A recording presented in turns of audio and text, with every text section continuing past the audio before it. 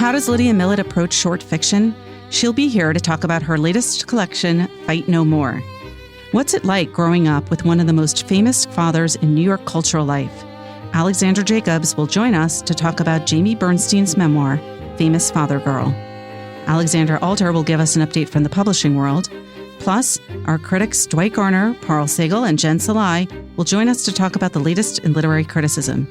This is the Book Review Podcast for the New York Times. I'm Pamela Paul.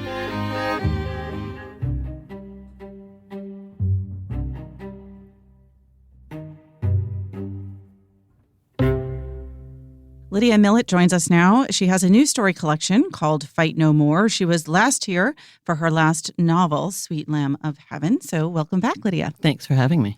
So tell us about this new collection. These are interlinked stories, right? Yeah, I guess you could call them that. So they're all about characters who encounter each other in this sort of world of somewhat high-end real estate in Los Angeles. And they're pretty much connected by a real estate agent named Nina, who encounters them all in different circumstances. And so, yeah, there are a lot of kind of colorful characters and a lot of super luxurious homes. All right, I want to get back to the super luxurious homes, but I'm curious about the idea of linked stories and sort of how you decide to pursue this as linked stories rather than as a novel. Did you know from the beginning that this was the form it would take? Well, I started writing the first story more or less to procrastinate, because I couldn't figure out the novel I was writing at the time.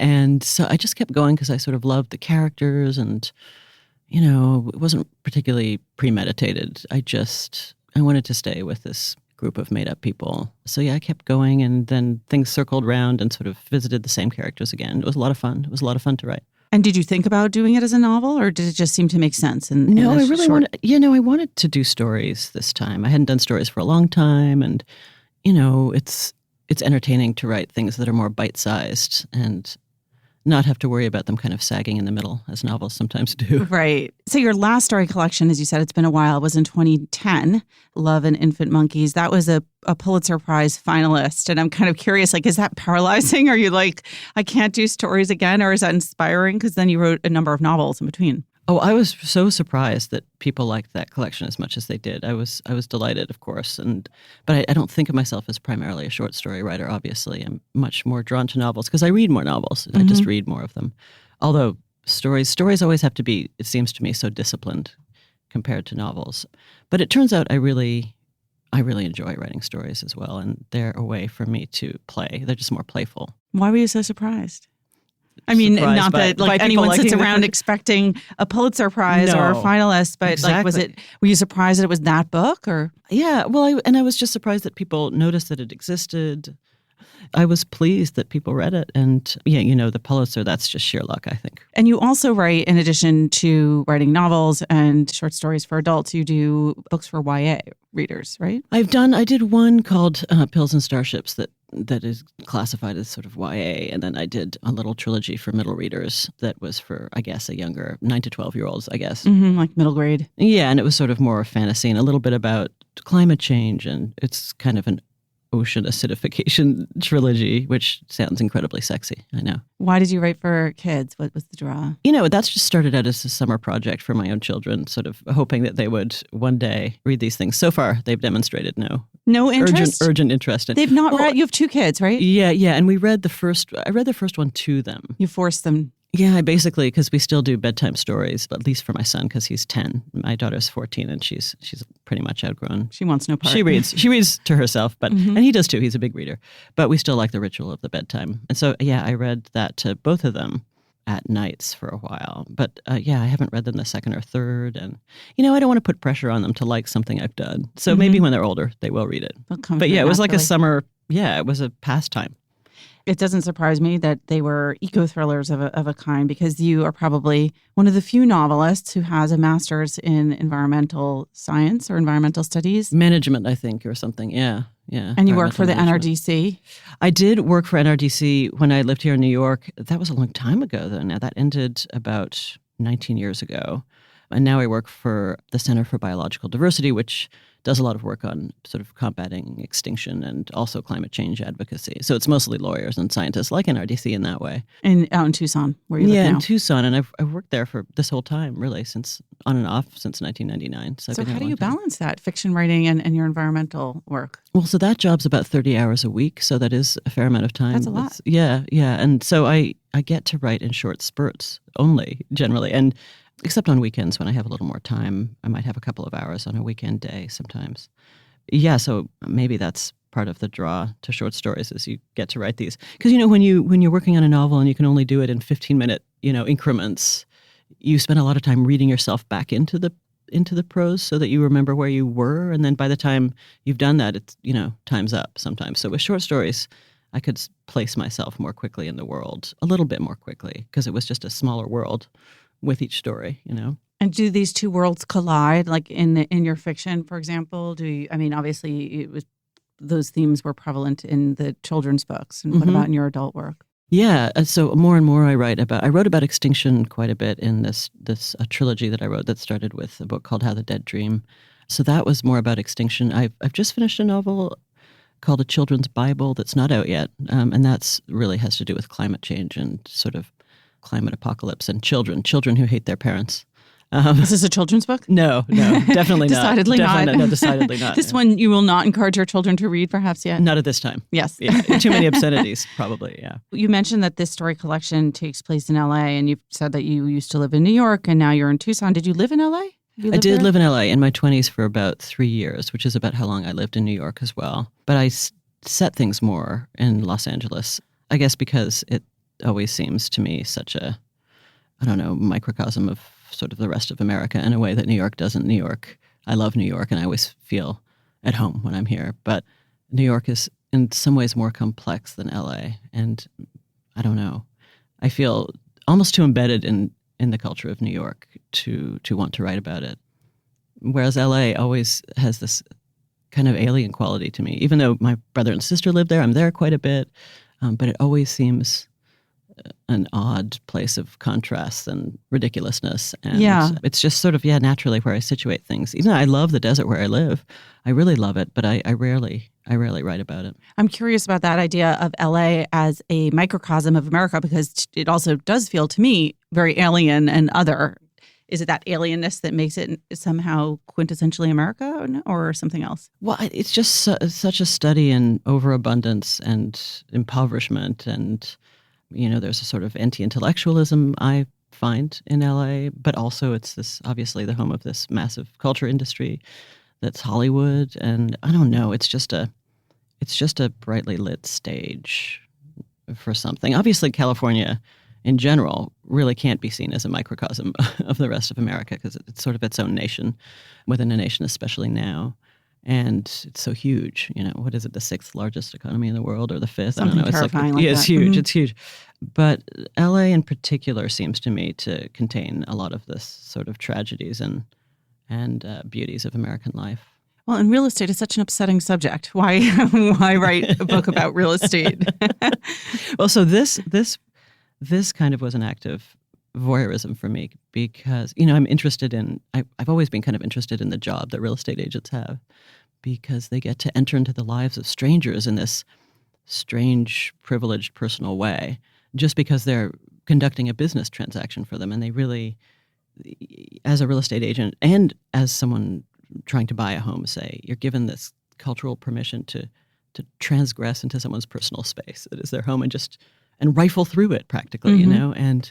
and also realtors. I have one who's sort of been a good friend over the years, and she's really canny about people and really intuitive about what they want and don't want, and it just seems to me, I sort of wanted to use the real estate agent as a lens through which to refract all these different kind of personalities, and I like sort of the idea of her also as a porthole Mm-hmm. into this sort of secret space of people's lives and these, because houses or apartments they're kind of maps of the psyche of the people who live there, and sort of you get to see what people want you to see about them because homes are these displays, and then you also get to see sort of behind what they want you to see if you enter into other people's homes, the homes of people you don't know. According to the jacket of your book, it says that this is also a collection about what it means to be home, what home means to us. You just gave, I'm gonna let listeners know that you just gave that like light eye roll that all authors give when references are made to anything about like the package of the book, which of course is not necessarily your own. Well, so what it means to be home. It's just sort of a large category. And, I don't really have a witty response to it. I think basically there's a lot in this about sort of class and class friction. There are people who are really struggling in the book and have, homes that are strained or homes that are oppressive and even abusive. And then there are other people whose homes are sort of palatial and ridiculous sort of levels of consumerism. But they're terribly unhappy in those large homes, right? Some are quite happy. Oh, really?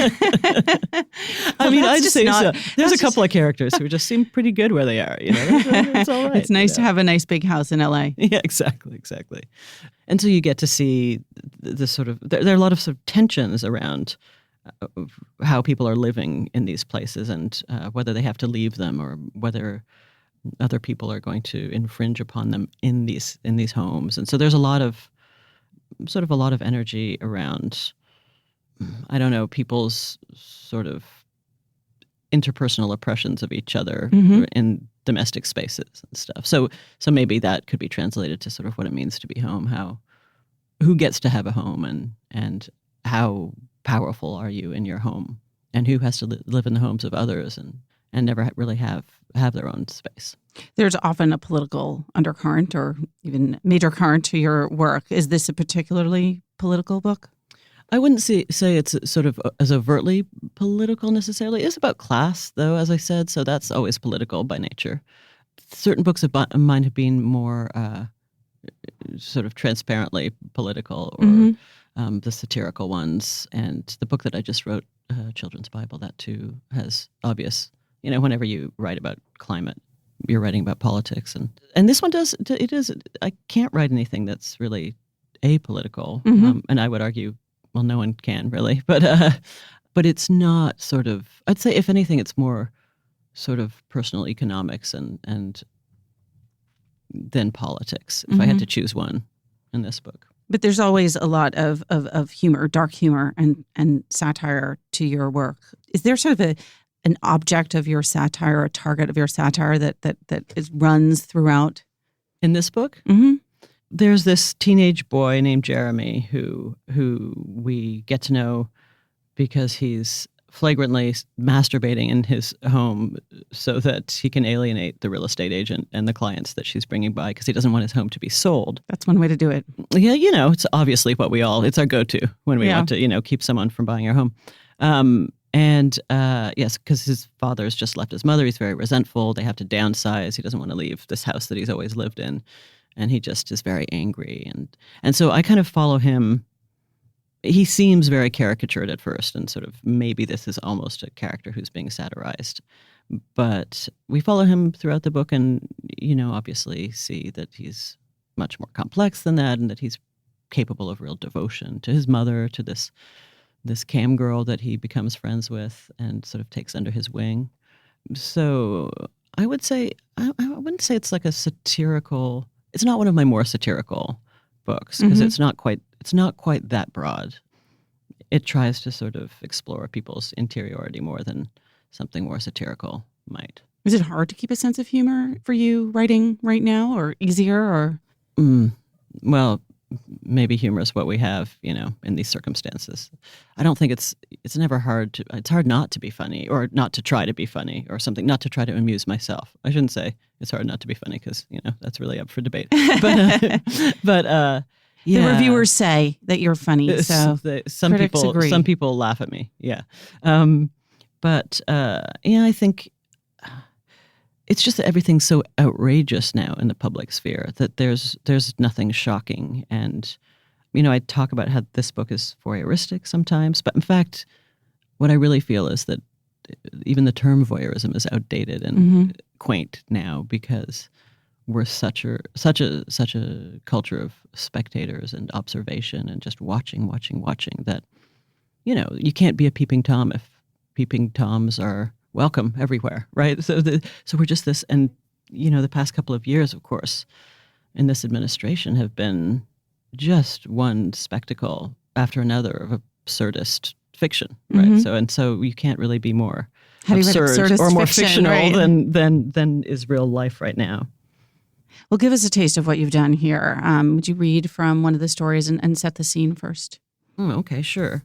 Let's see. Maybe I'll read from a story called The Men, which is about a woman who's recently been deserted by her husband and finds herself being somewhat consoled in her desertion by a group of small-statured men. All right, so this is about midway into the book. This is about midway. And the story is called The Men. Yeah, and it's sort of unlike the other stories because it has an element of either fantasy or delusion, depending on how you choose to read it. The Men. You could almost call them a squad, sometimes as many as 7 when they all pitched in. They were reliable for plumbing, basic carpentry, minor electrical fixes, and digging holes. They liked to dig holes. They liked it a lot. Twice she'd ordered a bunch of seedlings for the backyard just to keep them busy. The men will take care of it, she'd say to herself, if she had a lot on her to-do list.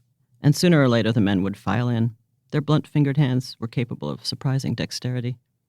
They were smaller than midgets, but larger than cats, about the size of dachshunds, if the doxies were walking on their hind legs. They'd smile sometimes, but not often. They played their cards close to the vest. Men weren't much for talking. She wasn't sure where they went on their own time, though once she'd found them hunkered down around the TV, staring slack-jawed at a game. And she'd walked past them grilling steaks one afternoon. They were using the old indoor-outdoor George Foreman on its stand in the driveway. She hadn't seen it since Dan left. She didn't mind. Hey, those look good, she said. One of them shrugged. She always got the feeling they preferred her to move along. No chit-chat, please. Almost a precondition of their service. It was all right, honestly. What did she have in common with them? The answer was nothing. The men didn't do small talk. Mostly they disappeared after a set of tasks was done and reappeared for the next. They were small, but not elfin. When she tried to think of them as helper elves, like the ones in fairy tales, say, who cut leather and stitched it into handmade shoes during the night to help a humble cobbler, it made her laugh. They were dachshund size, sure, but very solid. They were burly and walked with a swagger. They didn't dance nimbly or wear pointy caps. When Dan left, she'd gotten depressed. She'd been blindsided, after all, no warning. He just didn't come home from work one day. At first she thought he'd been mugged, was lying somewhere in an alley, possibly bleeding out. She was so worried she called the cops. They wouldn't do anything, so she called his office. She got stonewalled, no information forthcoming. On the 3rd day, she drove over there herself and found a temp who walked her back to his cubby. Empty, the bulletin board, just a bunch of colored pushpins and a ragged old New Yorker cartoon. One of those ones that made no sense. Wasn't funny at all. That was a given. But also had no apparent meaning. 0. Those cartoons she'd always thought were tests of something, and she failed the test. Who passed? She'd like to know. They put them in the magazine to enrage you. Smart people talking in code, trying to bury you with their smartness, like an autistic kid reeling off difficult calculations. Had he actually liked it? Had he gotten it? No way. There was nothing to get. A gulf widened between them. She stared at the cartoon. But maybe he just put it there for inspiration, for when he needed to be pissed off, get a quick shot of adrenaline, for business purposes. Maybe the New Yorker cartoon was like a red flag to a bull. Excellent. That was from The Men. Okay, this is an odd segue, but it does have to do with a man. And this is something that I learned from your By the Book interview, which you recently did for us, and has to do with something that your boyfriend, I guess, made you read or tried to make you read, which is the car manual. And I thought that was really interesting because it's one of those things that I've meant to read, for many, many years and also have not cracked open. Did you read the car manual and what did you learn? I failed to read it. I just couldn't attach my mind to it as I opened it.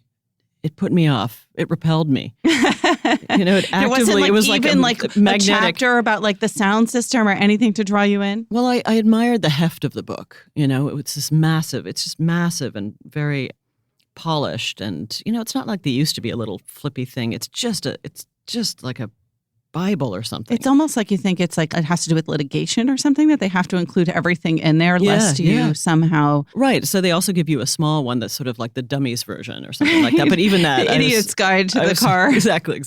But I also was not up to that. I think my brain switches off. It's sort of like when I read contractual language, which I don't really, but I try to read. If I try to read contractual language, there's just something that occurs, I think, almost at a neurological level where or neuropsychological, something like that, where I can't do it. I might be looking at the page. I might be looking at the page, but is anything being absorbed? It's not being absorbed. Right. You're reading the words, but none of it actually enters. It's as though like my eyes are seeing something, but it's not being processed by the visual cortex or something.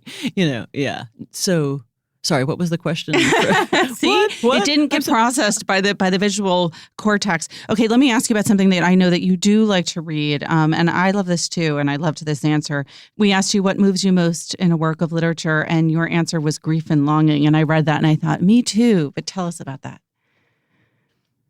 Well, when I was younger, I think that I had a penchant for sort of glib writing. I did some of it myself, and I also read some of it. And then I found, as I read around the age of 30 or so, I became more interested in sadness and in generosity, sort of as a reader and a writer, and interiority, and just always began to write toward certain emotion that I wanted to, I don't know, manifest or something. That sounds sort of goofy and new age, but something that I wanted to bring to the final pages of a book that was more an emotional tone than anything else, and really usually does have to do with the loneliness of the isolation of the self and the longing for a sort of community and feelings of mortality, in which we all kind of write against, of course, our own death. But I began to be more interested in that than in cleverness.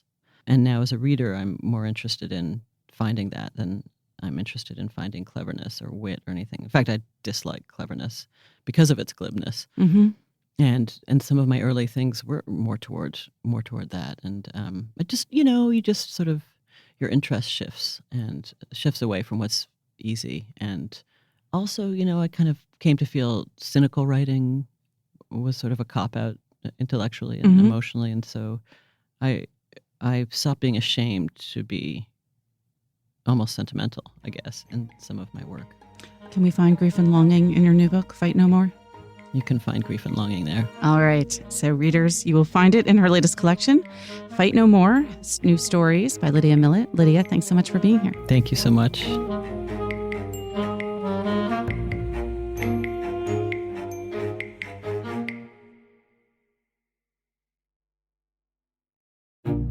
So here's a request for our listeners. I get lots of feedback from you, some complaints, lots of kind words. Really appreciate it. You can always reach me directly at books@nytimes.com. I will write back. But you can also, if you feel moved to do so, review us on any platform where you download the podcast, whether that's iTunes or Stitcher or Google Play or somewhere else. Please feel free to review us and, of course, email us at any time. My colleague Alexandra Jacobs joins us now here to talk about her review of the new memoir by Jamie Bernstein. It's called Famous Father Girl, a memoir of growing up Bernstein. Alexandra, thanks for being here. Thank you for having me. Who was Leonard Bernstein? When I was growing up, Leonard Bernstein was one of the biggest celebrities in America. He represented serious music. He also represented musical theater. He was like a rock star of I keep wanting to say classical music, but because I have a musical background, I shouldn't, because classical music refers to a very specific period in musical history, but serious concert music. He was a rock star of the concert hall. And when was the period of his sort of cultural reign? His cultural reign was long. I mean, he came up in the 40s. I'm working on this biography of Elaine Stritch, and he took the podium of the New York Philharmonic as a substitute in 1943, and it was like front page news in the New York Times. Back in the day. Yeah, exactly. I mean, it was a seismic event, a seismic cultural event, because he had youth, charisma, excitement. The hall was transfixed. How old was he when he took over the Philharmonic? In his 20s. I mean, he was going strong in the 70s. he was always beloved and he was always popular. The success sort of came and went. West Side Story is probably the most popular musical in American history. And it's one of the greatest. Is there any? Greatest. Tell us something fun you learned about West Side Story reading this book. West Side Story doesn't figure that much in this book, actually, because it was written before his daughter was born. To what extent is it about her father, though? And to what extent is it about her own life and then also her family life? Because you kind of get a sense that from the title and the subtitle, at least, that she's sort of trying to capture all three. What I adored about this book, I mean, there are a lot of really crummy memoirs out there about people who were children of the famous or, the sort of difficulties of that. This is, I found, a sort of astonishingly intimate, kind of detached. I would call it a well-therapized memoir. It's about him as her father, and it's about the experience of being in this family that is sort of unimaginable today. How so? Well, just that the cultural influence that Leonard Bernstein had, I just don't think it would be possible today. It's like the culture's too atomized now. It contextualizes him in American culture really well, but it also describes a family that could be at times was fascinating, but at times claustrophobic. And you really feel sort of the different parenting style of the 1970s, the sort of famous, we're having a party and the children are falling asleep on the coats. And, there's that sense that the children are observers. Right. They're not central to the story. Exactly. I mean, that's unimaginable to me today. Well, speaking of parties, Leonard Bernstein, of course, hosted one of the most famous or infamous parties of all on January 14th, 1970. Tell us about that party. I found this the most poignant part of the book. I have read about this party so much. It was documented at first by Charlotte Curtis, who was the then society editor for the Times. And then she, as well as Bernstein and the other people at the party, appeared more famously in Tom Wolfe's account, which appeared in New York Magazine and later became a sort of seminal essay for him. That was radical chic, that party at Lenny's. That's right. Before, I'd always thought, this is an absolutely brilliant, hilarious, and, really scathing essay to sort of understand how that piece of journalism, new journalism, affected the family and how brutal it was and how devastating was really. It was a whole new look at it, What was the party? Why was it? What did Tom Wolfe write about it? And how did that party come to be? And did he capture it? Or did you find out from Jamie Bernstein that there was perhaps another side to the story? There definitely was another side to the story. Jamie's mother, Felicia, who was Bernstein's wife, which is a whole other complicated situation because he was sort of pansexual before that term was popular. While he was married to Felicia, of course, he had many affairs with men on the side. Yes, that's right. So Felicia was artistic. She painted, she acted, and she was active in political causes. And she had this fundraiser, and the Black Panthers attended.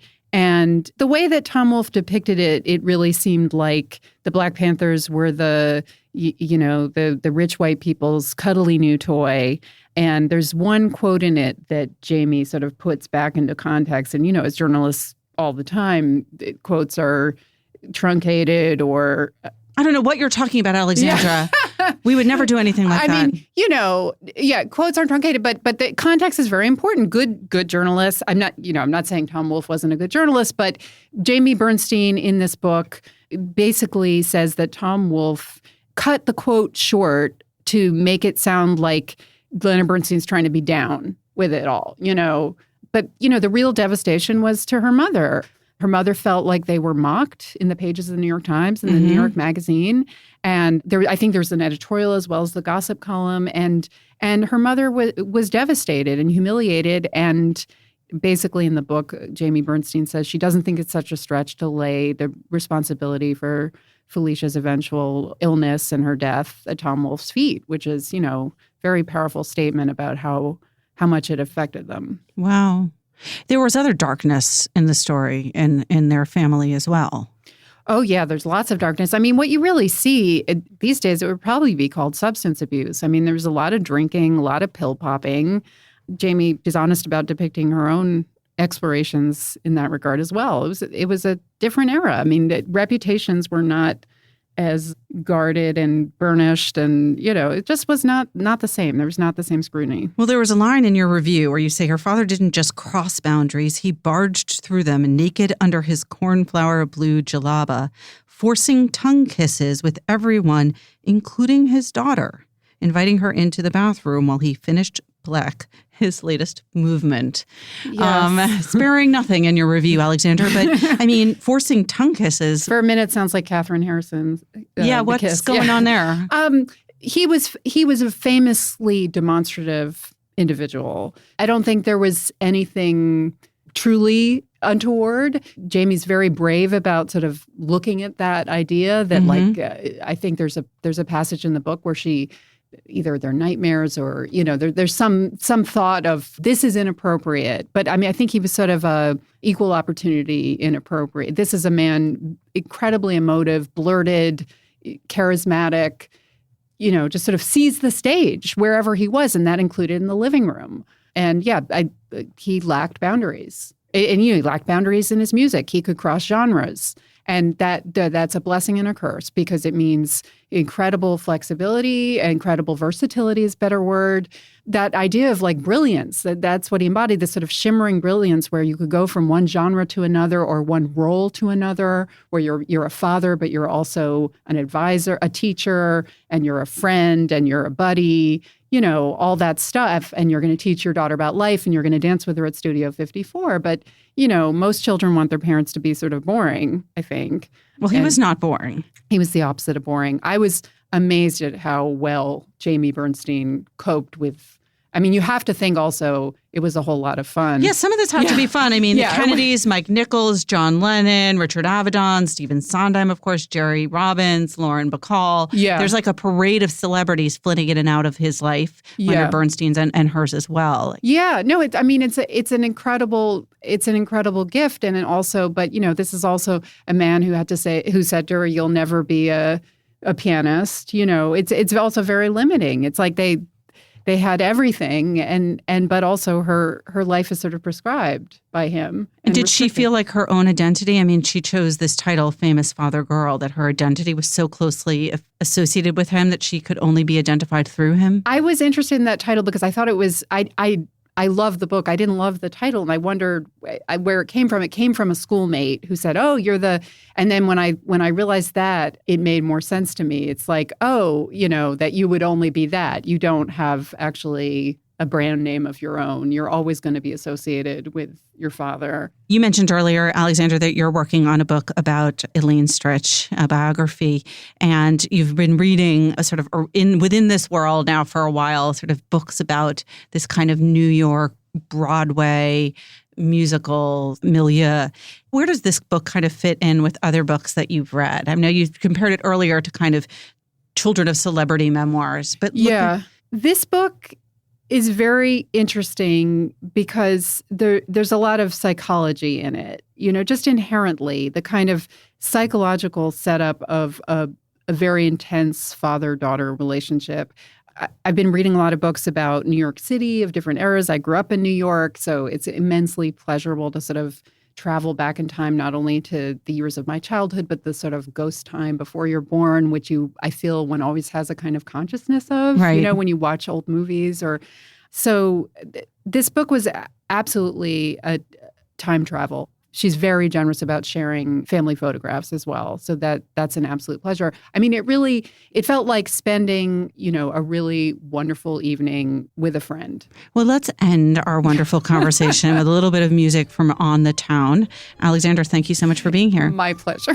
Alexandra Jacobs is an editor here at the Times on the Styles Desk. She's working on a biography of Elaine Stritch, and this week she reviews Famous Father Girl, a memoir of growing up Bernstein by Jamie Bernstein.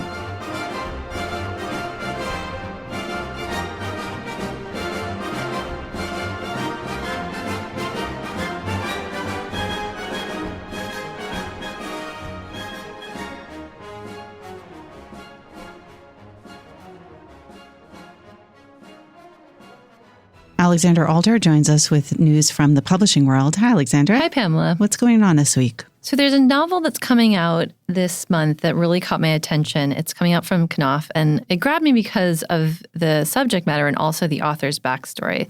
The novel's titled Cherry, and the author, Nico Walker, wrote it while he was in prison, serving an 11-year sentence. He pleaded guilty to robbing 11 banks around Cleveland, Ohio. And he's written a novel that kind of draws on his experience in the Iraq War. He's a young veteran. And when he came home, he had severe PTSD that went undiagnosed. And, according to his lawyers and his psychiatrist, that PTSD kind of led him on this bank robbing spree. So it's a really fascinating story. I got to interview him in these kind of 15-minute chunks because he would call me from the facility that he's in Kentucky, and we'd get cut off every 15 minutes. But it's obviously something that he's thought about a lot, and he has a very unique literary voice. So, Cut Off, as you know, is one of the top publishers, and for them to find somebody writing for the first time who told this incredible story, I think was pretty unusual. And of course, publishing it from prison presented particular challenges for them to get it edited, and even getting the edits back, things would go missing in the mail and stuff. So it's a pretty fascinating story. So he returned from Iraq, undiagnosed PTSD, as you mentioned. He split up with his wife. He fell into drug addiction and heavy drinking, right? And then that kind of then led to the bank robbing. Exactly. And what's interesting about this book, too, it is a novel, so it loosely tracks his experience, but it's fictionalized. But it touches on all these kind of dark themes that the country is grappling with right now. Someone has called it the first great novel of the opioid crisis in New York Magazine because he became addicted to OxyContin and heroin. And, it also deals with kind of the aftermath of these endless wars that a young generation has been caught up in. And it's still, people are still fighting these wars without end. So I sort of see this as part of the continuum of all the literature that's come out in the last few years from writers like Kevin Powers and Phil Cly and Elliot Ackerman, fiction that really kind of deals with those wars in Iraq and Afghanistan and the aftermath. How does the publisher handle a sort of publicity campaign when their author is largely unavailable? That is such an interesting question. It's been very challenging for them. And, normally the publicists are beating down the doors to get people on NPR and in the Times and in various places. And in this case, there's a ton of interest in the book because it's such an unusual story. He has a really unique voice and it's very well written. It's getting a lot of buzz, but it's been tough to reach him. He has been able to give phone interviews. He's responsive on email occasionally, but you can't really put him on TV. You certainly can't take his picture. And I think that's just another hurdle that they faced. I think the hardest part, though, was the editing process because it was his first novel and there were tons of drafts and lots of edits.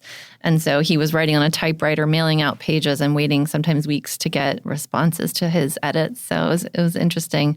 And the final thing I think that any publisher would have to deal with when the author is under these circumstances is sort of like the legal question. So they did have their in-house attorney look over the manuscript to make sure there weren't any defamation issues, to make sure that it didn't run afoul of the Son of Sam laws, which are the laws that say if you are a convicted criminal, you're not supposed to profit from your crimes by writing a book or a screenplay or anything else that sort of describes those crimes.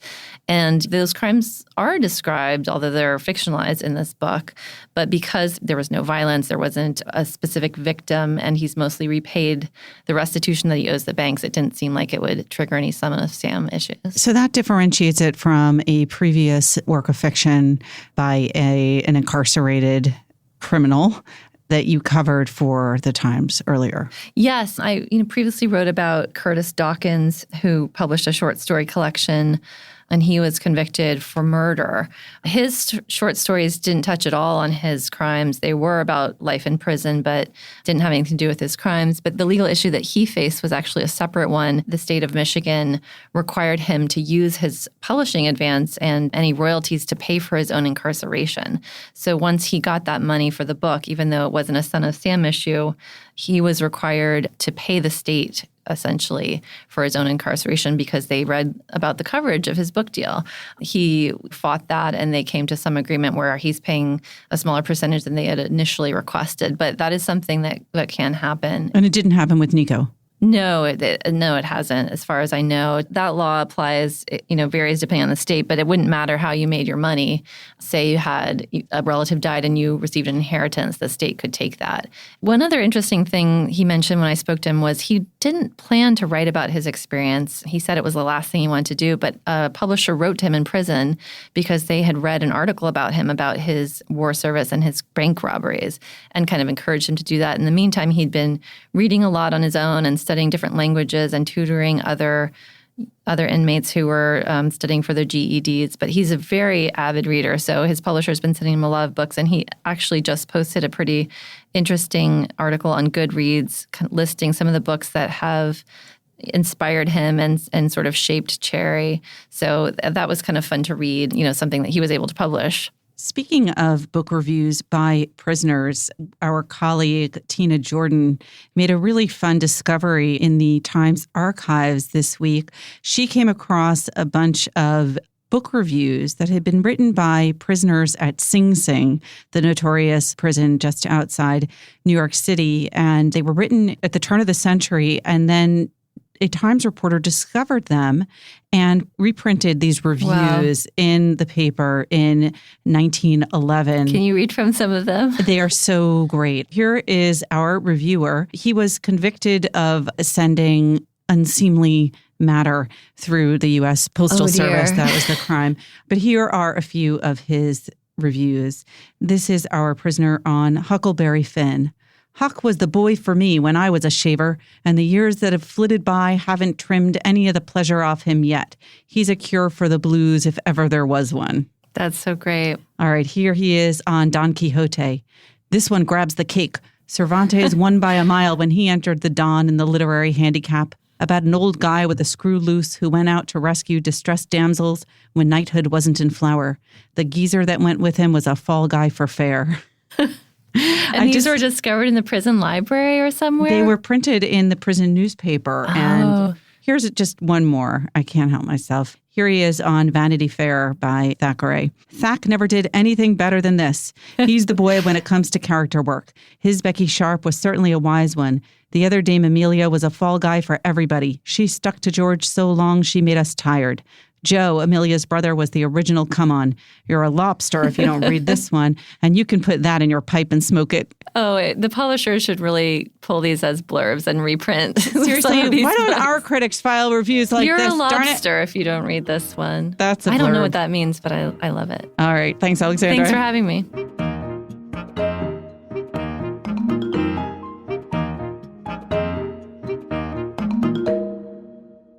Joining us now to talk about what they're reading and reviewing this week, Parl Sagel, Dwight Garner, and Jen Salai, our three book critics here at the Times. Hi, guys. Hey, Pamela. Hey, Pamela.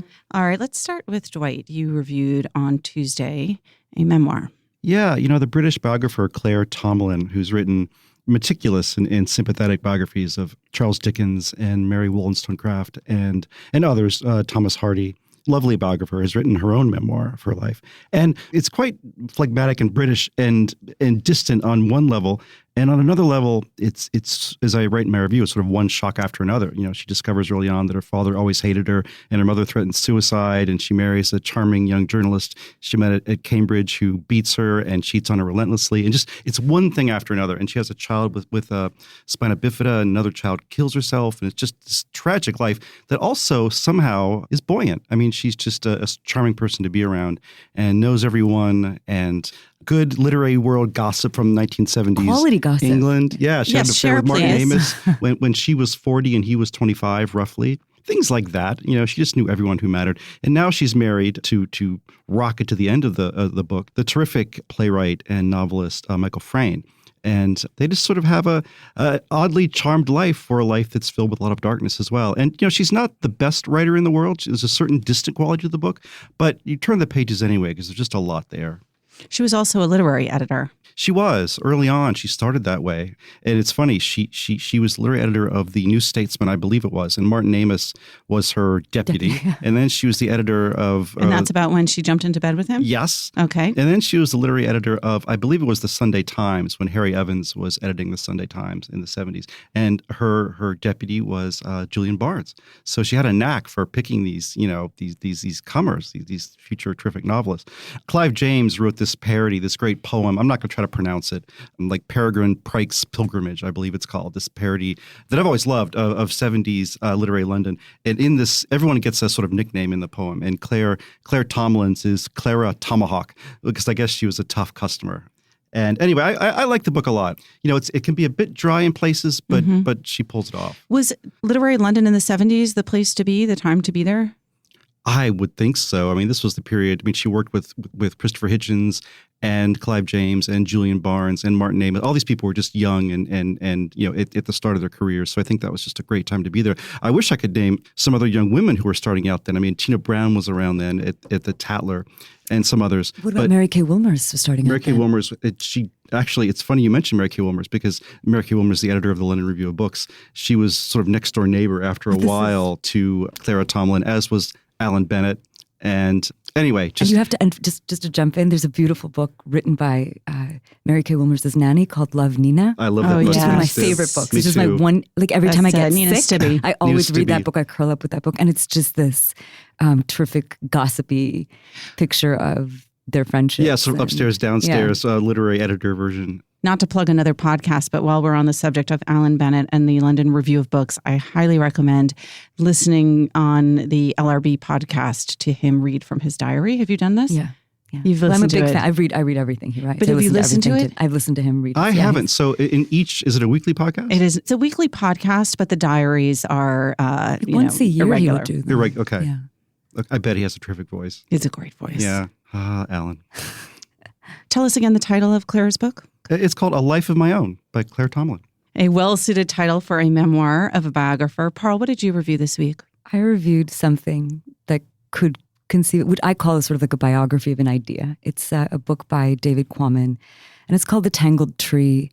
It's the story of Carl Woese, who's a scientist, and in 1977 he made this stunning announcement to the world that there's actually a third lineage of life. And it's the oldest sort of lineage. It's called Archaea. And the book is about this field that he pioneered, which sort of it traces life by looking at proteins in long molecules. It's as simply as I can put it. And he looks at all the amazing findings this is turning up, namely that genes are much rowdier than we were all taught to believe. You remember in high school that, Lamarck said this, but Darwin came along and said that, no, genes pass between parent to offspring in these kind of stately ways. And we all of our species have evolved away from each other, and we have close cousins and distant cousins. And along comes Woese to say that, I'm sorry, no. According to my research, genes pass horizontally between species. Genes pass from viruses to humans. There are parts of our bodies, 8% specifically of the human genome, comes from these other sources, comes from viruses, retroviral infections. For example, the human placenta comes from the gene that allows us to produce a placenta, came to us from a virus. So are we all at a very deep level chimera? I think we're all ant colonies calling ourselves humans. That's my thing. But the beauty of this book, and I felt it as I was writing this review, is how do you make this kind of science intelligible? Because as I was explaining it in the review, I was like, this doesn't make any sense. And how do you get it right, in terms of making it accessible and friendly and even like vivacious for the reader, but then also getting the science right. And the language of science is very particular, like having edited scientists when I was an editor here. So you have to be careful. And he manages to do it in this really extraordinary way. And the book has a certain kind of suspense that in previous books, Quammen has always been like reporting from a bat cave in Borneo and from this mountain. And this book doesn't have that. This book is very much a book that takes place in libraries and labs and over dinners talking to scientists. But there's a way that he can discuss the evolution and shifting and refinement of an idea that's, I found, incredibly gripping and incredibly clear. David Quammen will be a guest on next week's podcast. So we'll talk more about the science in that book then. But I was interested that your review focused on the literary quality and on the language. And there's a part that you begin with about writers' favorite words. Well, this comes out of a stupid list I've been keeping for about 10 years, which is like writers' favorite. And I sit there and I just collect them, because if you love writers, you start noticing what words they lean on. I know what words I lean on. What are your words, Pearl? Naughty. The Knotty. Absolutely. Oh, I thought you were saying naughty. And I thought, well, that's a good one too. No, I mean, perhaps. But like, they're definitely words I reach out, but not out of laziness. It's something, it's almost like when my writerly pilot light goes on and I'm like, okay, now I'm coming to my argument. Do you do like a naughty check to like make sure that you aren't overusing naughty at the end of your... There are about like 15 words I love, and I just have to keep my, paws away from. Wait a minute, Dwight, what are your words? Well, I'm not sure, but it made me think of something. Paul Fussell, a great historian critic, has an essay about this, about how you can judge a critic by his or her, the words they use most often. And God, I'm not sure. I tend to think more about avoiding words than using words. But so I can't think of one. I'm sure people who read me think, what do you avoid? Have you ever used that again? Oh, God, I'm sure all the cliches. So many. I mean, words like compelling or yeah. lyrical, or there's just a whole list of book review cliches that you never want to use, or gripping or engaging. Absorbing. Or, magisterial. I hope that if you did a search for me, I've never used them once. I'm on to deft. That's my goal. That's the gotta thing. go. It's gotta go. Deft and deftly. Adroit is close to deft. But I do think that like when you do look at the words that people use often, I think this is the point that I make with Kwame, you get close to something of their sensibility and how they look at the world. And I think for Kwame, the word that crops up in everything I think he's ever written is the word noodle, and this idea of playful improvisation. And it makes sense because, he's somebody who's written beautifully about the sciences, but never trained professionally. He was an English major. He learned structure from Faulkner.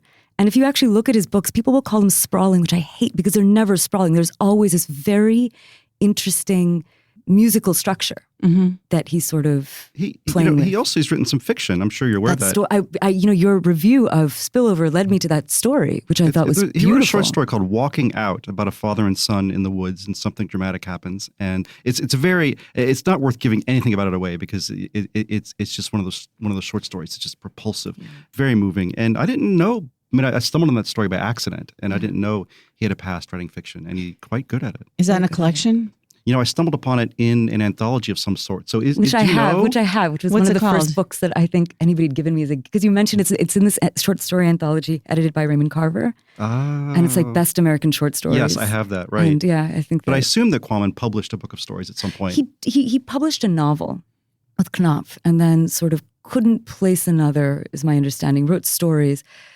And then I think he'd always loved nature. He'd always been one of those boys, tooling around in the woods, and sort of said that, he's a great noodling around the woods. And then he's a great quote. He's like, suddenly at some point he realized, he's like, that nonfiction could be as shapely as fiction. And I love that word. So that idea, again, going back to the way that he thinks about structure and the way that he thinks about making something for the reader. Jen, before you talk about the book you reviewed this week, what are your words that you rely on and the ones you avoid? I don't think I'm so self-aware, so I can't even name them. The ones that I avoid, I think Dwight's list was excellent. Also, I mentioned magisterial, which for the kinds of books that I often But that's good to pull out once in a while, like once a year. But no, just lay it on like a new Magisterial means long. Magisterial just means long and good, I guess, right? I mean, Like and kind of written by a male writer, I feel. and like. authoritative. Ooh. Yeah. But I'm trying to think. I'm sure that there are words that I overuse. I'll ask Careful my editor. podcast listeners will start noting them and sending us emails about what they Although are. I like the word noodle now. I feel like... Yeah, let's all use noodle next week so everyone notices. All right. Jen, what did you review this week? So actually, I reviewed this book by Adam Tooze called Crashed, which is about the financial crisis of 2008 or 2007 to 2008 and the repercussions for the next decade. And actually, speaking of what Parl was mentioning about writers who are able to sort of translate really complicated specialist subjects into, really sort of lovely English, I think Tooze is another one, probably not as literary as Kwame, but very good at breaking down finance, which, can be a language that's totally opaque, breaking it down into layperson's terms and also making it entertaining. And so this is a book that really sort of just goes through the past decades and connects dots between various events. And, the overall argument that I took from the book, and there's so many parts of this book that it's hard to sort of just distill into one thread, but the one thing that I found kind of fascinating is he really sort of walks the reader through how the United States responded to the 2008 financial crisis, first with at the end of George Bush's term, and then with Obama's 2 terms in office. And he basically said that Obama and the people that he enlisted to help him really did a very good job, actually, of handling the financial part of the crisis. I mean, they really, by throwing money at the problem, essentially, that they really helped things along. Whereas in Europe, where there was a sovereign debt crisis a little while later, the sort of political wrangling really sort of left the EU at sea. And so he connects that to what happened with Brexit and what's happening in Eastern Europe with various authoritarian regimes. So that Brexit is connected insofar as people started to think, well, the huge complexity and warring factions within the EU sort of made that problem worse. Yeah, and also that, there was this sort of unaccountable bureaucracy. There was this sense that the way that various parties in the EU were trying to essentially push their own version of what should happen next. I mean, Angela Merkel of Germany is sort of presented as, the most powerful person in these negotiations because she was the head of a very powerful country. She is the head of a very powerful country, Germany. But essentially, the way that they handled the crisis and the sort of one thing after another, things getting worse, things not necessarily being totally clear, that actually helped cynical opportunists like Nigel Farage in England, who was in favor of Brexit, to really use that to argue that the EU was not something that Britain should be a part of, that it wasn't helpful to them.